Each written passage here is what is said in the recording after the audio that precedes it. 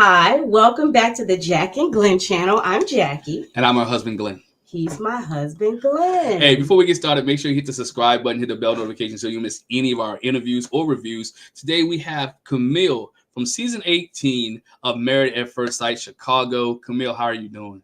I'm good. Thank you so much for having me. How are you guys doing today? Doing well. Glad to have you on. Yes. Like I said, sit back, relax. Very easy peasy, no problems at all. I know you're used to these by now. But as we're getting into Married at First Sight, before we even get into Married at First Sight, if we had to ask somebody to describe who Camille is, and how would they describe you?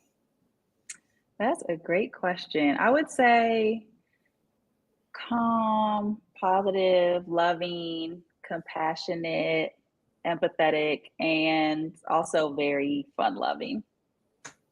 Got you. We saw a little bit on the episodes about your childhood and growing up. Tell us some key moments that you remember growing up in your childhood. It's funny because talking about it on the show, I think really was one of the first times I really sat and kind of like reflected back and thought back on things that have really molded and shaped me. And, I know they always say that plays a big part in who you are as your childhood and everything. But I think I just hadn't really sat and thought about it. And, it kind of prompted me or encouraged me to start like individual therapy and things like that, because I think that was something, it had always been on my list of things to do.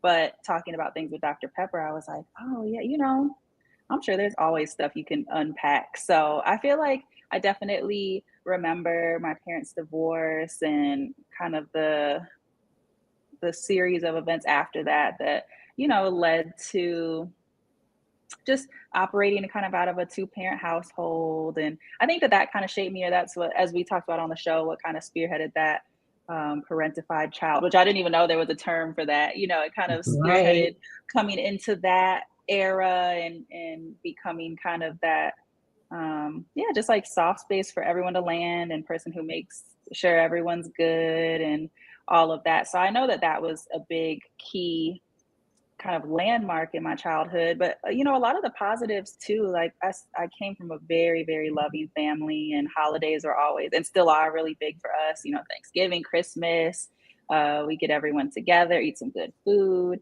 And so a lot of just the love for my family, on top of playing basketball, those were all kind of the biggest things that helped make me who I am today. You mentioned basketball. And we saw a lot of basketball during the season. But some of your other castmates were also basketball players. Did y'all ever get a chance to play against each other? Because David said he played in high school. Madison said she played in high school. Did you guys ever get a chance to show your skills? I know you played Thomas, but did you ever get a chance to play anybody else in basketball? If you did, who win? The crazy part is we were supposed to play at the couples retreat. We had talked about it on the first day there. We were like, oh yeah, we're going to get a big group. I don't think all 10 people said that. Well, Ikachi was only there that one night, but I think we had like 8 people that were down to play. I was so excited. We were going to do it, the next day, but then that night is when everything started unraveling and crumbling to the ground. And so we never got to play, but I would love to get, a little pickup game if we could. I feel like David and Madison would be down. I feel like Juan and Carla, we got to play with them a little bit at the couples retreat, but just kind of like shooting around. I think we played a game of pig. But no, we haven't gotten a true pickup game going. But I would be down. I feel like David would have some game. I think he could also just be that like muscle out there moving everyone around and, fouling people and stuff. So I could see that going either way. But then, and I think I could see Madison having a little game. She's just super athletic and Juan is super athletic. So I think that it would be competitive if nothing else. Yeah, you would definitely have to mix the teams up because poor Thomas and his hamstrings. When we were watching it back, when it was airing, I feel like I had to like not laugh too hard. But I was just so tickled watching that back. One more thing about you before we get into Married at First Sight. and you talked about your family and the divorce. How did that play into some of your relationships as you were growing up, and because you're on Married at First Sight, before Married at First Sight? It's wild because I think if you would have asked me that before Married at First Sight, like while I was dating and things like that, I feel like I wouldn't have thought it played that big a part. But that's what I've been learning a lot more in my therapy. My therapist is so awesome, and she kind of pushes me and just has opened my eyes to so many things that can all be related. And so I feel like I've never thought I was someone who had these like abandonment issues or because I never recalled feeling that, but there are just little ways I feel like that some of those early things kind of formed me to be like a little bit of like a people pleaser role, or still then that just making sure everyone else is good before myself.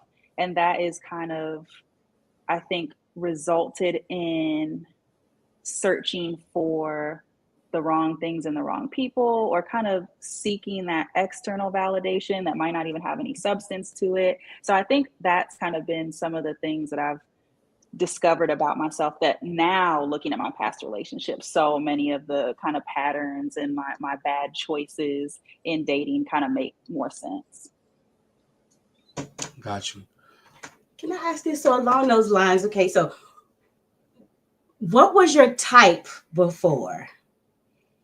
My type has definitely always been a lot more personality based. And I feel like a lot of that would be rooted in kind of that like class clown, kind of bold, loud personality. As soon as they walk in the room, they're cracking jokes and turning heads. And, probably some of that like toxic masculinity, looking back on it now, was more what kind of drew me in. And I think that's because I have a pretty strong personality too. So I liked, feeling like, not having to always be the leader and things like that. But yeah, that's definitely been another big self-reflection moment for me. Is just, I already knew in the past I hadn't made some of the best choices, but now having, the partner that I do have, it's opened up my eyes a lot to, who I was kind of dealing with before. Yeah. So is that what inspired you to go on Married at First Sight? Because you realized the relationships I've been in, it's not working. The guys that I dealt with may be a little toxic. So is that some of your inspiration to go on Married at First Sight? It definitely played a part. I think it was relationship after relationship kind of just ending in that same way of, coming down off the honeymoon phase and then realizing there's not a lot of substance there. And so I think I had reached that point where I was just really over dating in general.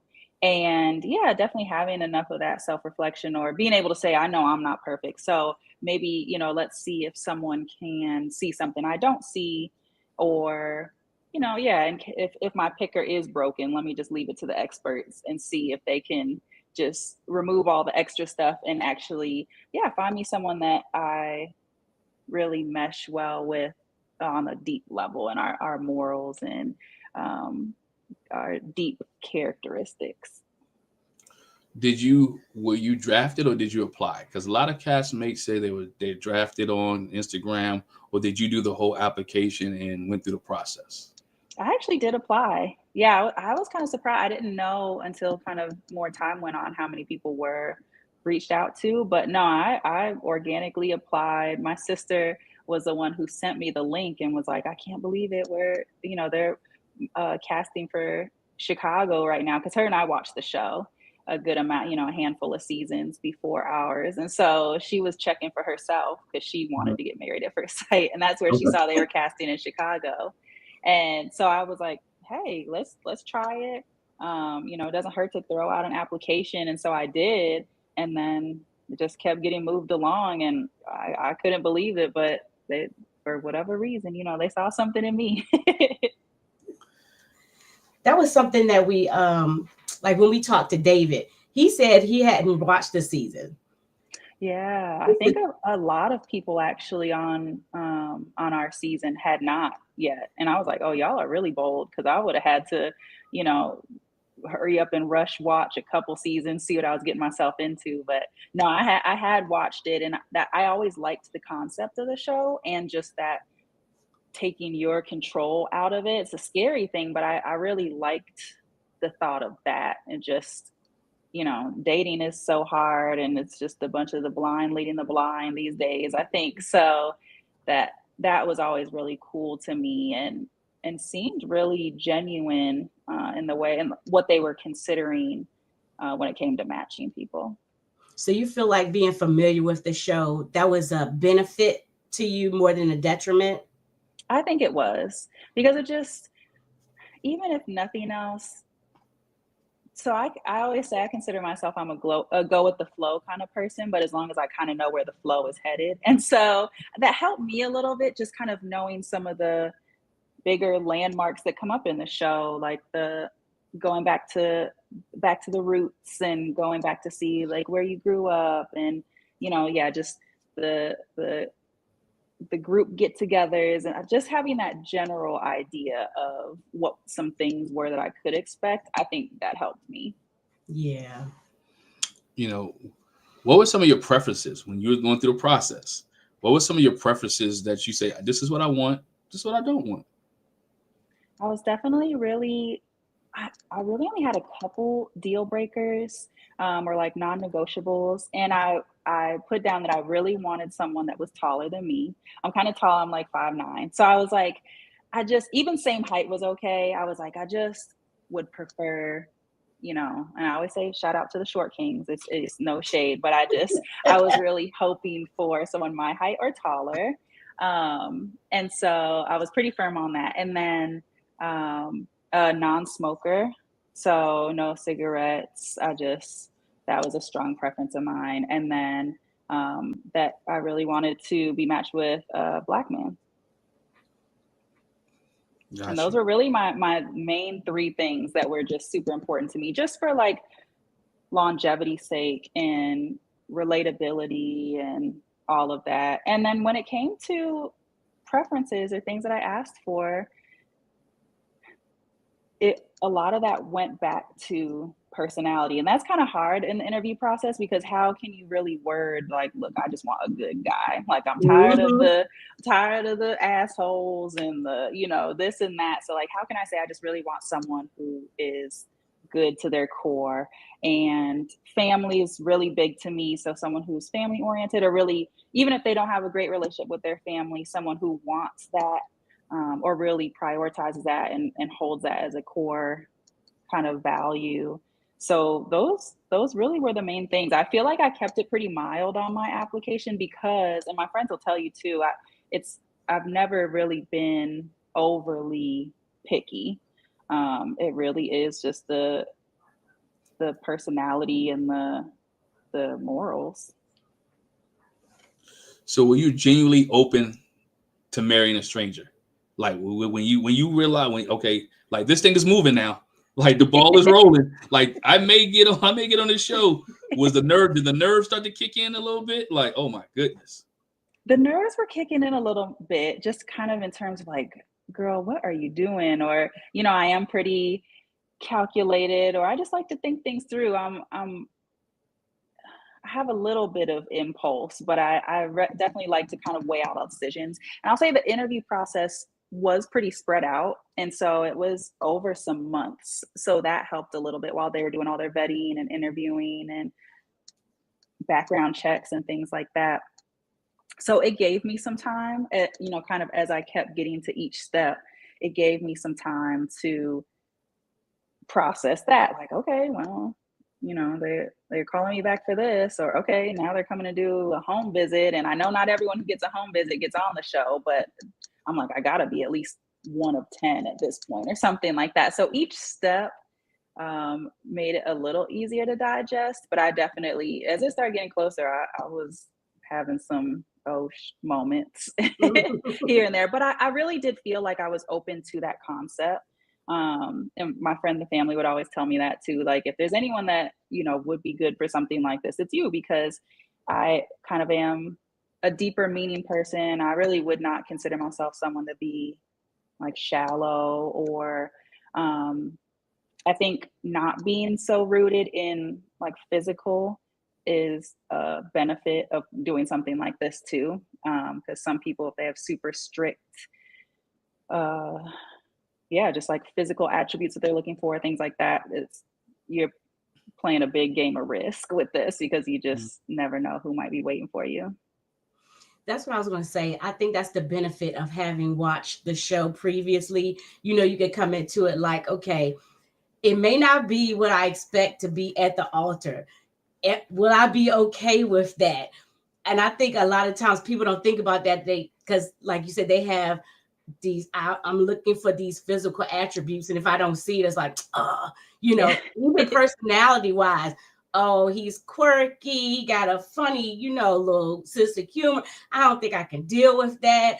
If you're an introvert versus an extrovert, it's like, because you got to do a whole lot of talking after the fact and get to know each other. And I feel like it's definitely not made for that person that's going to be like, hi, okay, like you're not giving up information. So I really see where that could be a benefit, because you come into it like, I know it's kind of a crapshoot. Yeah. You got some loose check boxes that you hope get hit, but yeah, it's so hard. And I really did try to push myself on not envisioning a certain type of person, or definitely not envisioning what they look like, because I feel like that will get you in so much trouble if you start to like kind of concoct who's going to be waiting for you. Because I feel like probably 9.9 times out of 10, it's not going to be exactly who you envision, because how would you know? Right. You mentioned that you're calculating, that you like to plan things out, so you like to have things. How was it easy for you to relinquish that control, and then not to calculate, to relinquish control to the experts, to everybody else, to put your trust in somebody else? And I can imagine being an athlete, because I kind of guess you play point guard, right? Yeah, point guard. So you control everything. So being an athlete, being in control, I coach. So I'm like so I know when you got athletes, you got control. So was it easy for you to relinquish that control, being, you saying you being precise, like you don't want to be there? Yeah, it came and went in moments. I will say that was one thing that I did have to push myself on. I felt like coming into it, I didn't really. I was okay relinquishing the control. I feel like leading right up to it, we saw like a little minor freak out moment right before walking down the aisle. And I think a lot of that was just that setting in that I really have zero control over any of this. And then during, especially during that getting to know someone phase, you're kind of battling just your triggers and worries. And then, really got to just take it one day at a time, because especially in the MAFS world, it's like one day equals a week, and you get 1 week that's like a month, or 2 months. And so it did really challenge me to kind of stay in the moment, not get too worked up about the what ifs or the down the roads. So yeah, it was tough. And I think, kind of marriage in general has pushed me on that, which has been really good for me. But yeah, it's a lot of that is deeper unlearning than I think I even realized I had to do, because it is just more rooted in way back, when I had to kind of maneuver and make sure everything was good, and kind of try and manage emotions that way and things like that. So it was a lot of learning lessons along the way, but it flowed sometimes. Other times I did have to kind of sit back and really push myself on relinquishing that control. So what was your first impression when you saw Thomas? I was so glad he was tall. Going back to my previous point about just being worried that for some reason, I was going to get to the end, he was going to be like 5'2". And so I was so glad. And he was looking really good. Great posture. He looked really good in his suit, smiling, just immediately had like warm smile, warm eyes. I liked his voice. Definitely. He has a smooth, deep kind of radio talk show host voice. So I was glad. I remember kind of letting out a sigh of relief, because then you can just get past that initial, am I even gonna, like, are we gonna have that initial physical attraction, things like that. And so I was like, okay, now we can unpack start to just go down this road. But yeah, immediately out of the gate, I was very happy. Good. That's good. You know, were you ever concerned about the age difference between you and Thomas? Was that ever an issue? It actually wasn't. When I heard, I think I found out he was 42 at the altar, or that we had that 10-year age gap at the altar. And so when I heard that, I actually got excited. I was like, oh, okay. You know, because in my mind, of course, obviously, you never really know, but statistically, you probably have a slightly better chance of him being more mature since Yeah. he's older. Like I said, you know, a lot of times age just doesn't even matter with that. It could go either way. You know, sometimes people in their 20s are super mature, and sometimes people in their 50s and 60s aren't. So I know it's not a true gauge, but I just was excited because in my mind, I'm like, okay, that equates to just he's lived more life. The odds are he has a better idea of what he's really looking for. He should be, you know, more ready to settle down if he's put some thought into this and is doing something crazy like this. And yeah, he's lived life before. So I'm like, I think the odds work better in my favor this way. You said something like that a lot of people don't realize, like, I'm gonna say me, you don't realize this till you get older, because you do think, okay, the older a person is, they should be more mature. I was like, I didn't expect this, as I thought grown-ups were grown-ups, but Yeah. thank God, you know, it did work out, you know, that he was Mhm. more mature and established. And like you said, even somebody in their 20s could be very mature, but man, that would have been rough. Like at Yes. 42, like you still silly. Yeah. Yeah, and he definitely he actually is a lot more younger at heart than he even presents on the show, I think. He definitely has like a really like fun kind of you know, yeah, just like playful side. And so I think that mixed with you know, I was able to bring, you know, some maturity that kind of just like helped even make that feel a little less. Like I definitely don't I forget sometimes still to this day that he has me by 10 years. You know, so at the wedding, you know, you meet Thomas, you like what you see. Mhm. Y'all, you like what you see. You guys start having conversations. Was it easy for your families to mix with each other at the reception? And then when we get to the reception, your girls kind of drill him a little bit, and it comes out that he, you know, had been with somebody 9 years and had cheated. So how did you find out about that? Did your girls run back and tell you, say, Camille, by the way, you know? They definitely did. Oh yeah, they were like, come here, we got to tell you something. And that's so them, you know, like that's real life. That's how I would be for them. And I think that, yeah, you know, obviously it makes for good TV too, to be able to have them in the hot seat a little bit. But yeah, that's definitely, we're very just protective over each other. So I think that was right spot on with what they would do for anyone who's, you know, trying to court me or anything like that. And so yeah, I definitely found that out right away, wedding night. And it wasn't something that's ideal because for me cheating is a deal breaker in any relationship I'm in. And so I was like, oh great. But then you know, I also, part of coming into this was very much so realizing that we're both going to be coming in with some kind of baggage or something that might not, you know, a mark on our permanent record or whatever. But doing something, especially this crazy, like if you're going to marry a stranger, that has to, in my mind, just start as a clean slate. Like who we are today, who we're meeting here as today, this is going to be the start of our story. So I definitely took it. I was appreciative that they let me know, but I also just knew I would have to talk to him more about it, get a little more context. And obviously, you know, cheating is cheating, but to me, it's like, yeah, I just needed more info on the, you know, situational things and all of that. So it was a little bit like a uh-oh moment, but I could not, it was way too early for me to let that just kind of let the train derail. And I didn't want that to kind of just be a thing. And so that you know, it definitely was something that I just like sat back here to just kind of make mental note of. But our families really meshed so well, and they still do, and that's what's been just one of the most beautiful things. I feel like that's what I always wanted. If I could foresee a marriage for me, it would be that, like the families blending and him being welcomed into my family and vice versa. And so really from day one, you know, they were all on the dance floor together, and you know, my uncle he's a social butterfly. So he was walking around talking to everyone while they were waiting for us to come down the aisle, you know, for literally from minute one. So that's been so great. You know, his friend circle now has really welcomed me in, and I feel like I've been knowing them for 10 years. So that's been probably one of my favorite parts. That's good. I think you made a good point that in the Married at First Sight process and on previous shows, you know, people do, well, shoot, we saw it on your season. You know, you get a tidbit and you get stuck on that and fixated on that and can't get past it. So I think it's good when you can, like you said, I'm making mental note of it, but we're starting from day one.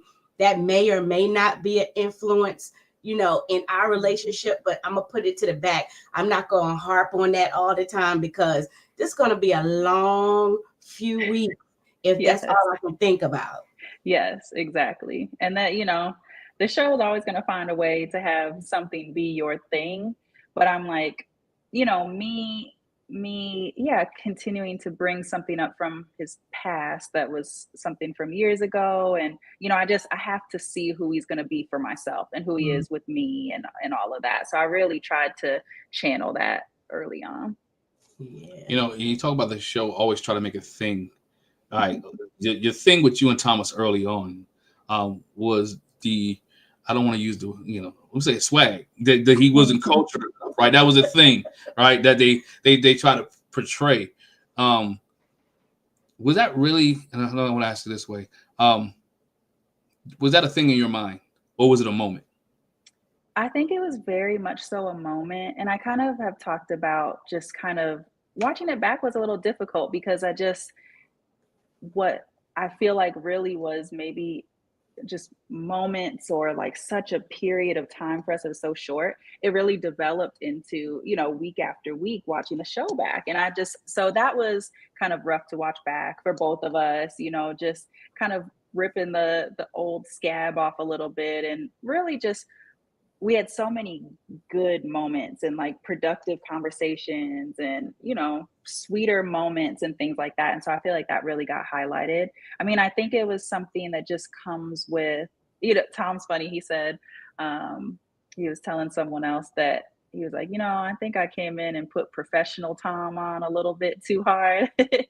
And so I think that was, you know, he said maybe that was part of it. But no, I think it was just like conversations or things that would come up on a normal getting to know someone dating, but it did just end up getting really emphasized because, yeah, I mean, I think at the end of the day, can you have someone that just is smooth sailing from start to finish? I don't know that would make for entertaining enough TV. So I think it was a lot of it kind of was unfortunately embellished. On top of, yeah, just some of those just unlearning of any like preconceived notions and, you know, just being worried about too many like surface level things. Because when you come into this, that's literally what you're wanted to speak about is just initial impressions. So how do you really put those into words? And then, yeah, you know, it's when you kind of leave that up to someone helping you find the words, that's where stuff just kind of gets like muddied a little bit. And yeah, unfortunately highlighted more than I feel like it really was an issue. Yeah. When you mention that, it's like, I think even though it was a moment and it was like presented as, like you said, it's not really necessarily smooth sailing. This is something that, and I don't even know if their intention was this, but I know like for us, when we reviewed it and with our YouTube family, when we reviewed it, it really gave us a chance to talk about how, you know, African Americans, we do have such a range of what we come from and how even sometimes we get into this. And I know you didn't say this, but it had us going to a conversation about being Black enough.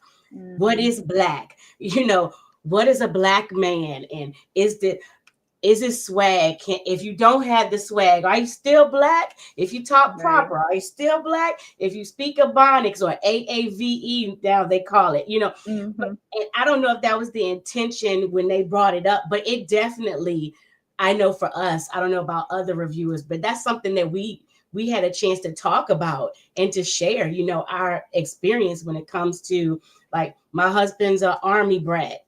So they moved around a lot. So he's got experience with all kind of different cultures, whereas my family was stationary, and I was in a little town, with it's in the South. I'm gonna just say it like that. They still put up rebel flags, but it also mean. affected us when we went to college, and I really not triggered, but maybe think when I came to school by being so diverse, I wore khakis and polo shirts. And so I'm going to HBCU in the 90s, right? Rocking polo, khakis and polo shirts. He was on a wrestling team. And on a wrestling team. On a wrestling team. So people like that and me like, hold up, you've a whole different culture. So I can feel where, I kind of can feel where Thomas was coming, where the conversation was going and where it was coming from, because as a Black man, you've been there, or a Black person, you've been there, where people may say different things about you based off of your look, your culture, what you wear, what you don't wear, because you ain't rocking Jordans, because you have Jordans, because you ain't got earrings. So things like that. So I can see where it could have gone, but it opened up a lot of conversation and discussion for us as viewers. And I think that I do like that part about it, is just, that it can be a conversation piece. But that was the hard part watching it back, is just how everything kind of got like chopped up and pasted. It was like, kind of seemed like that was all that we were talking about, or that I was so hung up on it. And it kind of like, not like cheapened it, but that was a part that I didn't like, is like, I feel like that's a conversation, or just, things like that I would have loved to probably not even be on TV, because it's just, then you got so many people weighing in that have no idea what you're even talking about. And so yeah, it's just, I felt like it definitely kind of put me in more of like a superficial appearing place, when that was not it at all. That it's literally just, and how it got patched together kind of made it like it was this whole overarching thing, whereas like even like the swag stuff, which if I never hear the word swag again in my life, I will be so happy, because again, that was something that was kind of like, it wasn't necessarily like my thing, or like my word or my term. It was kind of like, oh, well, this will just be an umbrella or whatever. But like, the different conversations we're having got lumped into one, and I kind of felt like it was presented as a, you're not this enough, and that was never it. Like, that was never my intention. I never had doubts on if this was going to work between him and I, and none of that. So that was the hard part, is like, yeah, it just got cheapened, and it kind of like was a different story, like wasn't really our story to tell anymore, if that makes sense. And the other thing that was early on, and we'll move on, was you mentioned that you wanted somebody to lead. You wanted to have a man to lead. And I think we talked about, and we had a discussion. I said, man, I wonder if she's telling Thomas in what areas she want him to lead in. So can you talk a little bit about what did leading look like to you? And then you and Thomas ever had that conversation about, this is how I want you to lead in this, and what these are the areas I want you to lead in? Yeah, I think if anything, I can't remember if we got very specific in terms of like life moving forward, but I know at least during the show, there were a couple times just with, I know the decision day was a big thing with, our plans for afterwards and things like that. Those were the things that I don't know that I'd really be good completely taking like a back seat. So I think that, as long as, I think what I was asking for, and just what I always like, even still now, appreciate in the relationship, is just feeling like, someone's right there with me, and we're both kind of forward thinking and looking down the road, and kind of, just, making plans for our future. I think in turn, and watching it back now, that was kind of a way of making myself feel more secure too. So was it as much about or is it as much about leadership versus just, you know, if I know that you're thinking about these things, that means that you see a future with us and you do want to do this kind of thing. So I think that that is kind of how that was presenting, was a little bit more of just the security piece. And yeah, you know, being able to take my foot off the gas pedal a little bit. I think I use that term. It's a behavior I have to unlearn too, but that's something that I really value, is not having to feel like I am the only one thinking about this or that. And, you know, and then you can have like the little things that come along with it, like planning dates and stuff like that. But I think it's more like a security piece of just also knowing someone's equally thinking about the future like I am. That's what I was going to say. I was thinking, like, when you talked about, because I hadn't heard that term either, the parentified child. You know, so then being that person that's always checking on people and make sure people are good, you know, the term is you check on your strong friends, you know, you're the strong one. And so in this space, it's like, I want somebody to check on me to make sure I'm good, that I'm secure. So yeah. 100%, 100%. And with the decision day stuff, you know, that was another thing that definitely got amplified, but it was true. I just, that same kind of thing, I made a joke about it, but you know, the whole, like, if I'm not, what I was worried about that time is like, if I'm not thinking about where we're going to live after this and that, like, we're going to say, okay, you know, we want to stay married on decision day and walk out of that room. And then, you know, where do we go from there kind of thing? Or like, are we, you know, just going back to our individual places, things like that. Like, I think that all goes back to like the going with the flow, as long as there is a flow to go with kind of thing. And, but yeah, you put that perfectly too, of just, yeah, I am that for everyone. So just kind of wanting some of that back in return, and that kind of being like a love language of mine, of like feeling cared for that way. Yeah, absolutely. I think a lot of that too. I think she said it when we was talking about our reviews. It's all about security, and I think, you know, I was like, man, Thomas, just say we're gonna stay in this apartment and we're gonna figure it out. I'm sitting here like, as a dude, because I've been through this. Like you said, we've been married for a while. Like, man, I hope bro just say, you know what? Yeah, we just some plan, because she just want to answer. Like, give her an answer. Like, and I never we're like, just give her an answer. Like, yeah, we staying here. Like, I called a couple places last week. you know, right. Tell me anything at that point. Yeah, like just I called a couple places like that last week to kind of ease the, you know. And I think when you in marriage and you have to learn that where that person's security level is at, and how to make them secure in situations, whether it's with kids, whether it's with next level moving in housing, wherever the case may be, they have to, that spouse has to feel secure. And it goes back to, you know, people don't want to say it, it's about submitting one to another and knowing each other's strengths and weaknesses.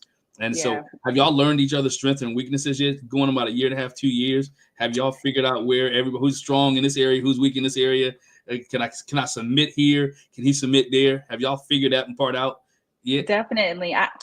It's a work in progress. I think we're probably going to always be learning each other. But yeah, to your point, especially during decision day talks, or when we're talking about that, it's funny because after watching it back and knowing him better, it's just, you know, our wires were crossed a little bit too, because he's thinking decision day is the marker we have to make it to first, and then we can start making some plans. Because, you know, in his mind, he's like, I gotta see, you know, what we both say and things like that. Whereas I'm just over here like, oh yeah, we're staying together, so let's do this. You know, I was looking down the future road because I hadn't even thought about that part. So it's just a good testament to how our brains work a little differently, mine and his. And I think it was a sneak peek into the future now, where it's just, he is, I think, just a little more like conservative with his decision making, or he definitely likes to analyze and feel things out and all of that. And I'm a little bit more of like a leap first and figure it out later kind of person. So we've definitely been learning that about ourselves, and about each other, how each other operates, just even down to communication around plans and things like that.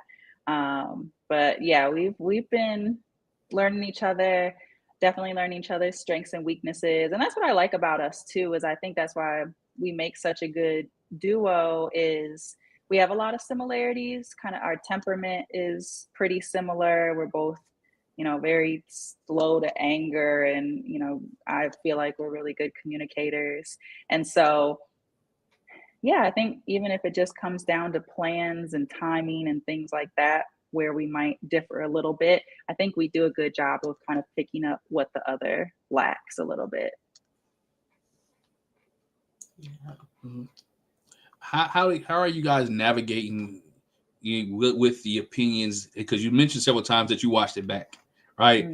You watched it back. So as you watched it, and I know in the chats or in the comments, how are you guys dealing with the public opinions of other people? Ooh, it was some moments. It was a little rough. You try not to look at stuff too much, but it's impossible to just not look at all. And so that was a little difficult, because then you have to, one thing that we just would talk about with each other, and what I would talk about with even some of the other castmates, is just remembering what your reality was and how things really played out. Because again, the viewers all get to see this super condensed, concentrated down version of what really happened. And so watching it back with all the editing and the perfect placement of words and all of that, combined with the viewers' reactions and what people are saying about it, if you're not firm with who you are in that moment, it'll have you thinking a whole different story happened, even though you know what it really was. And so, we had some moments like that, just navigating through watching it. And again, yeah, we saw, if there was a more dramified version of our relationship, that's what we saw. I think we saw probably the highest amount of drama they could have gotten out of our relationship, because I feel like it was pretty chill and calm and even keel. But yeah, so just watching that back, it is easy to kind of have more heightened emotions. And I think everyone probably thinks they'll be perceived better than they are, because you're obviously always going to have a certain population that doesn't want to see the good in anybody. They're definitely determined to just come online and say the negative things. So, we were able to kind of be there for each other and share some of the more negative things, and sometimes, kind of chuckle at it and try to make light out of some of it. But it was difficult. And it kind of, if you got too deep down the rabbit hole, it kind of took the fun out of watching. And then it has you nervous each week, like, oh, what are they gonna have me saying on this time? Or, because especially if things aren't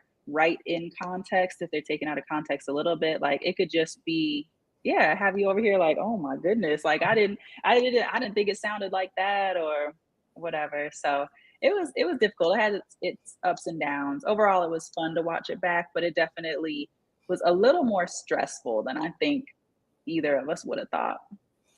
Anybody in your family wanted to get, like, hold on for a minute, hold on, with family, Don't talk about mom. Don't talk about mom. Yeah, it was hard.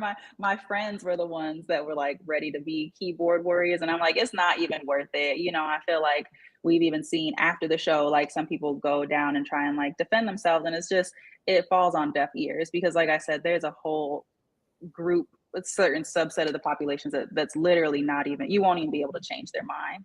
So that's kind of what we would tell our friends is, don't even waste your energy arguing with these miserable people online and things like that. But so it's more so my friends than my family. They're just watching it. They're a little older too, so they're just here for the show, and they're soaking it all in, and they're just liking seeing me on TV. So that was fun for my grandma and all of them. But it was my friends were the ones who were ready to go to war. But I talked them off the ledge a little bit.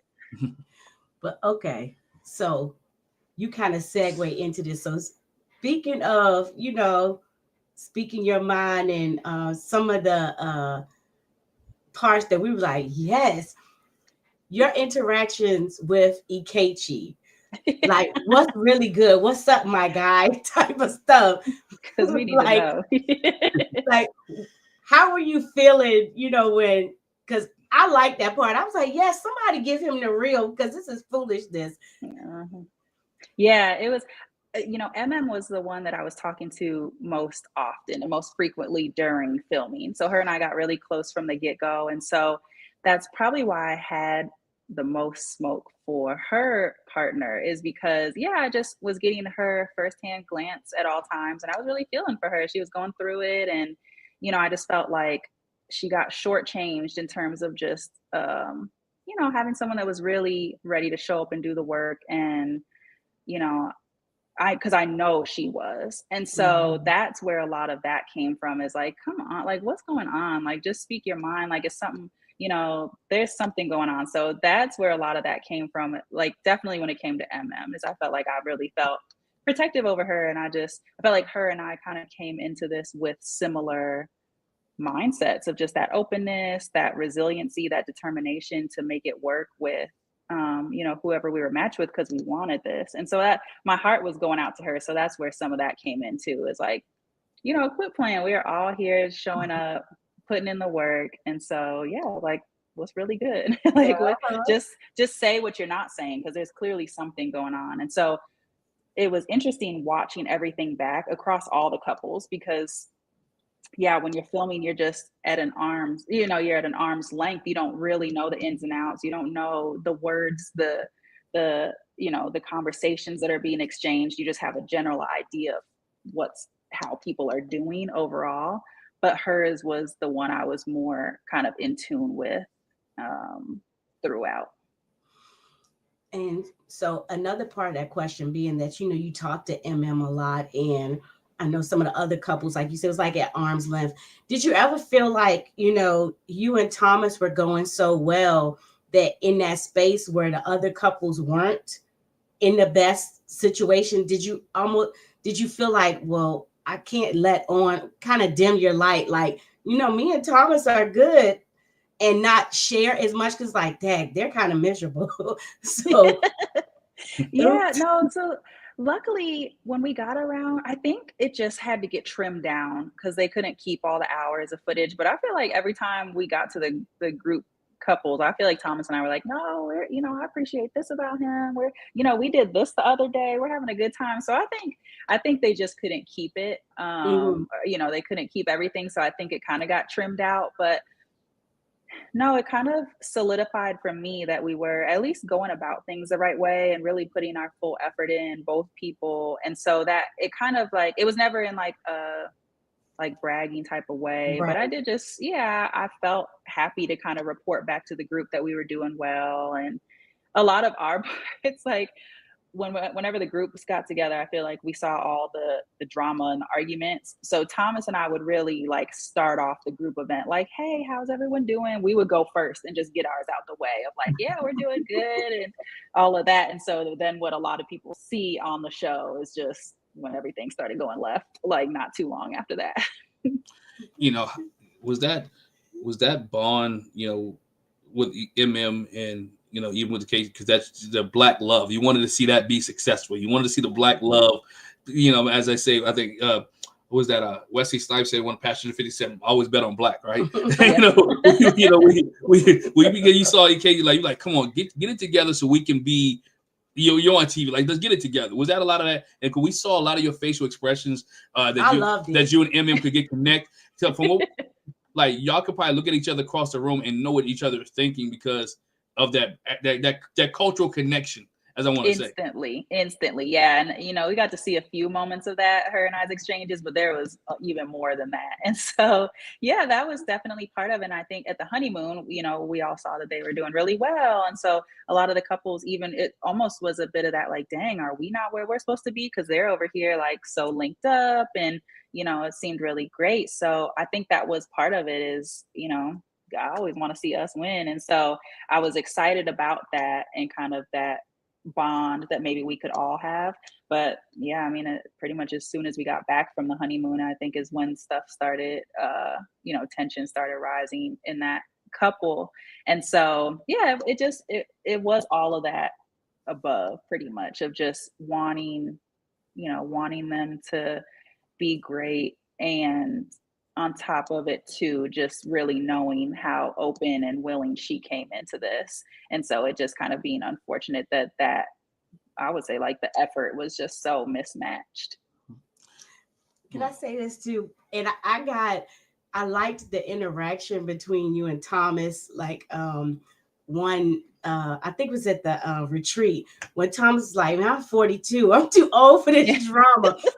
You gave me like me and my husband vibes. Like after something go down, like we go to talk amongst ourselves. Like, oh yeah.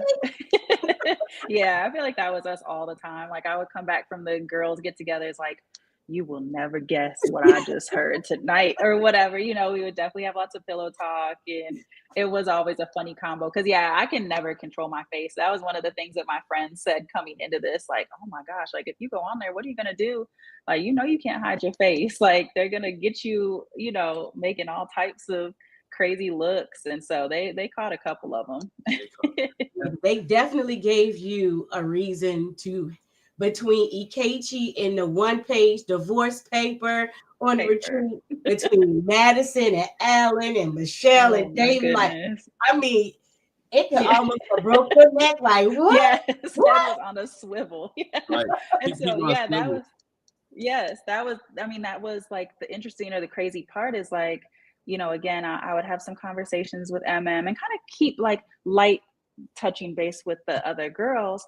But Thomas and I really were spending a lot of time together. Like we weren't really part of the, you know, like the crew that talks about like going out and things like that. Like we weren't really even going out because by the time we were done filming, you know, we were tired and, you know, we just enjoyed spending time together at home. So that was a little bit of the hard part too with coming back into the group settings is, yeah, you come back and it's bombs dropping everywhere and head on a swivel because we've kind of been out of the loop a little bit. And so, yeah, we would get it in high doses just all at once when we would get back together with everyone. You think that benefited you guys because you was able to spend more time with each other, and then with the chaos for you and Thomas could grow with each other? Because I remember even at the retreat, Thomas, like I was in bed, you know, and your guys was in the bed when the whole thing popped off, and you wasn't around a lot of the chaos. Because again, I think you guys got it that you was one, he's a little bit older, but you was creating your own story. You wasn't worried about anybody else's story. You was creating, and you said it a few minutes ago when you talked about you and MM, you came in with the intentions to make this work. How much did that contribute to where you and Thomas ended up?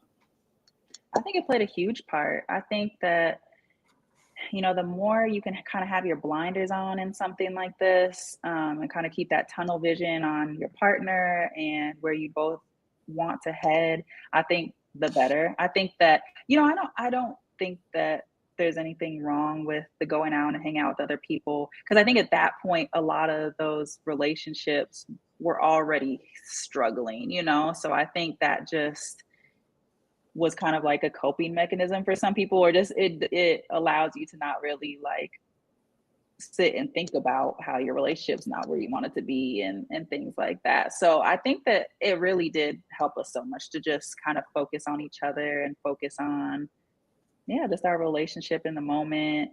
And, you know, we kind of figured that we would be able to make and develop friendships after the 8 weeks. But, you know, Thomas always puts it really well that he knew he had a big decision he had to make. And so he's like, you know, just wanted to put all his thoughts into that and just making sure that, yeah, we both put ourselves in position to make the most educated decision that we could towards the end. And I'm a little bit of a homebody too. I appreciate a good night out, but that's why it worked well with Thomas too. And just, yeah, kind of minding our business. And yeah, I'm a sleepyhead too. So that night we definitely did just like go lay down. We thought the night was over with.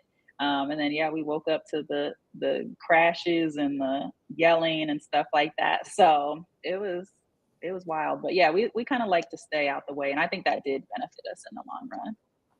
Yeah. How was you guys able to not take sides when everything blew up? How were you able to keep things in the middle and not really, or were you swaying one way?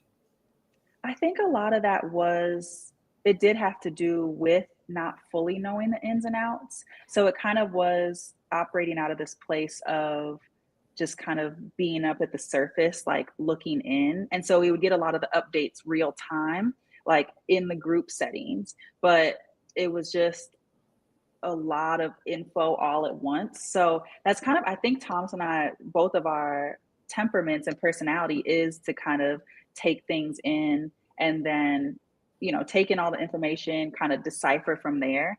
But yeah, it was a combination of, it definitely was this like huge deal when everything broke down. And, Thomas and I spoke a lot to how, that was not the right way to do things, all of that.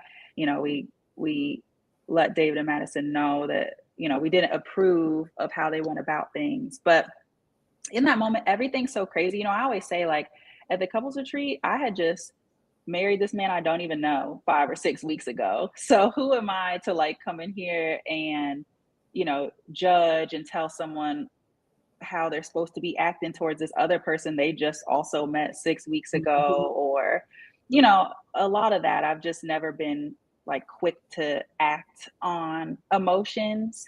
And so, yeah, when it comes to picking sides and things like that, I'm kind of like, I'm gonna just let these other grown folks maneuver through and figure out their own situations, and be there to support and listen. I feel like I'm always like a really good listener, but when it comes to like acting out, lashing out, especially on someone else's behalf, I feel like that's just never really gonna be me. Yeah, that's what I got. Like some comments that we saw on social media, they were kind of like, oh, Camille's not saying anything, and I was like, she like me, like, I'm listening, like, what's going on? I'm trying to sort through it. I'm not gonna get up in y'all mess. I'm listening, like, oh, okay, I Yeah. heard this, or I didn't hear that, or well, that's new. Yeah. Why would I be interjecting when y'all hashing it out? Like, no, I'm gonna mind my business, but I'm listening. I'm soaking it Yeah. up. Oh yeah, I'm gonna always take it all in. I'm gonna offer advice and suggestions where it's from, but yeah, I've just never been one to crash out because of someone else's drama, and especially in that moment. So again, it was eye-opening to go back and look at everyone's actual situations and their conversations they're having. But at that time, what I can speak to is just real time.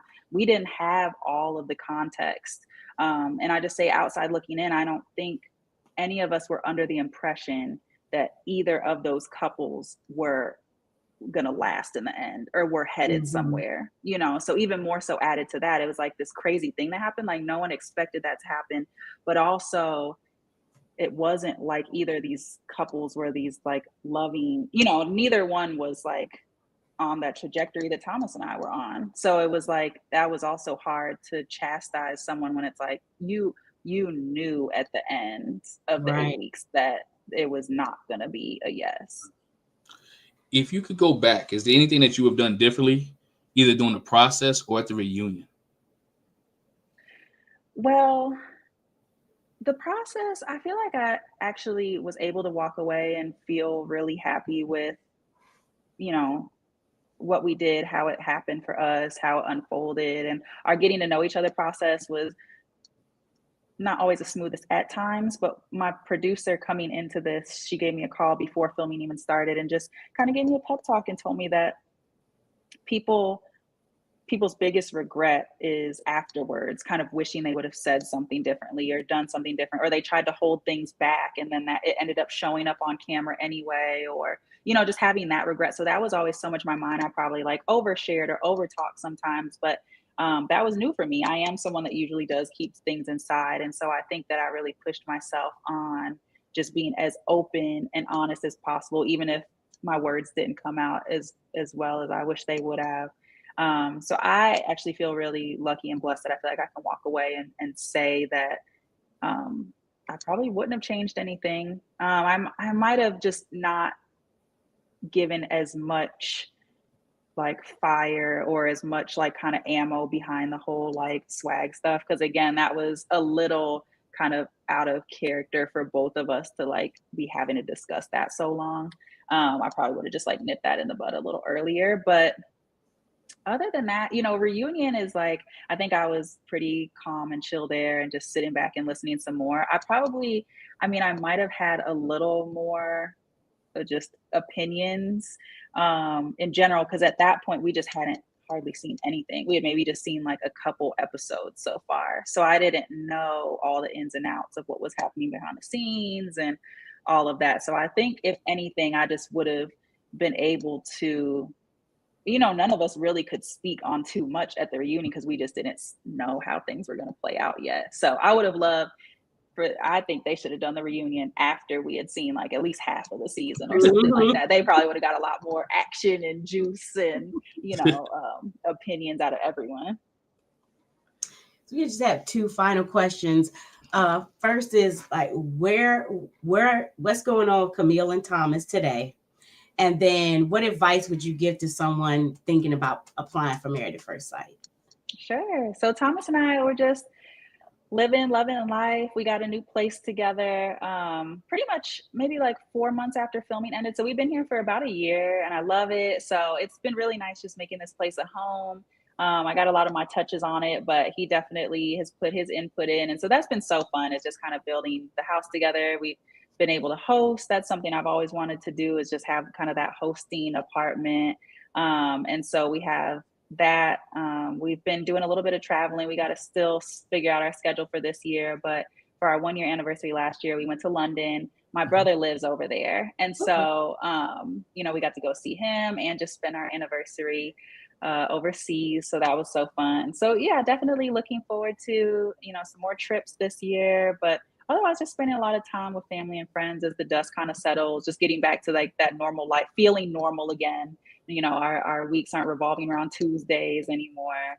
So just looking forward to see, where we can grow. It's, about a year and a half in, but it still feels so new because we're entering this whole new season, essentially, of being off the air and actually being able to just be who we want to be now. And then in terms of advice for people who want to do this, I definitely recommend, really sitting with yourself and asking, why do you want to come on here and get married to a stranger? Are you really ready for marriage, like we talked about? And are you able to relinquish some of that control and ease up on some of your preconceived notions of what you're wanting and things like that? And yeah, just coming in and not holding anything back and just being able to, I think the biggest thing is just sit and ask yourself if you're ready to let go of some of those things that you always held on to when it came to dating. Are you ready to do something different? Would you do reality TV again? And have you stocked up on your avocados?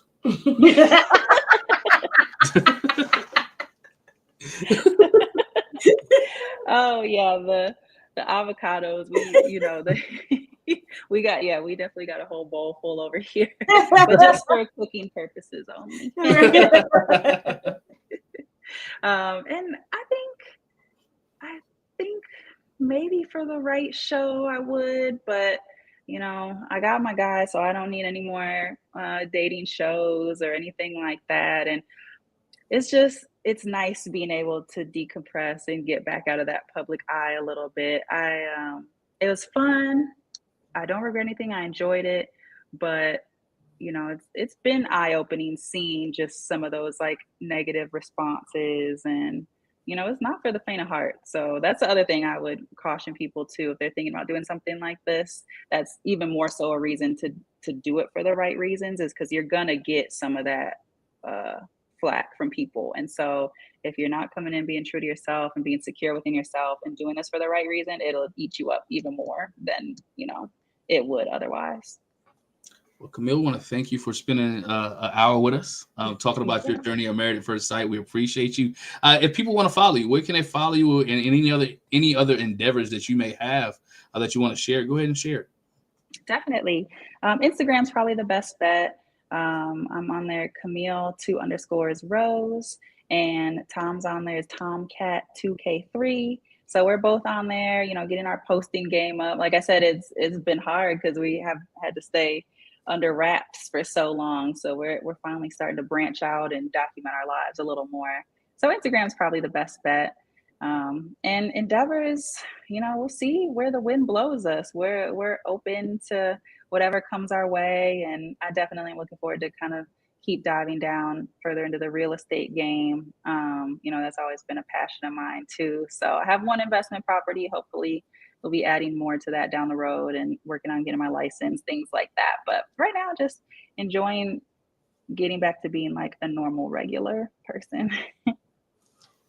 We thank you so much for joining us, like my husband said. And I didn't get a chance to say this earlier, but if nobody else, we were rooting for y'all. We liked y'all the whole season. I was like, if they don't stay together, I might stop watching. Well, thank you guys so much for the support and for having me on. It's always so nice and refreshing to hear the kind words and the support, because that's definitely the smaller percentage of what actually reaches us. So I really appreciate that.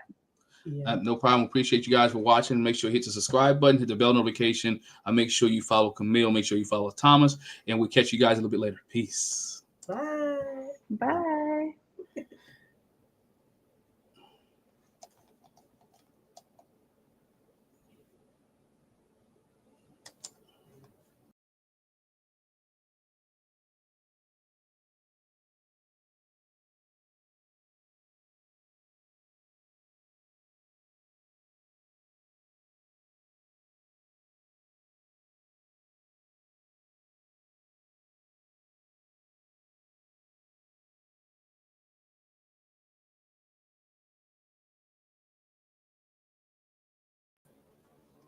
No bad. I got you. 1 second. Okay. Oops. No, I just didn't know if I was supposed to hang up or not. Nah, you good. No, you good.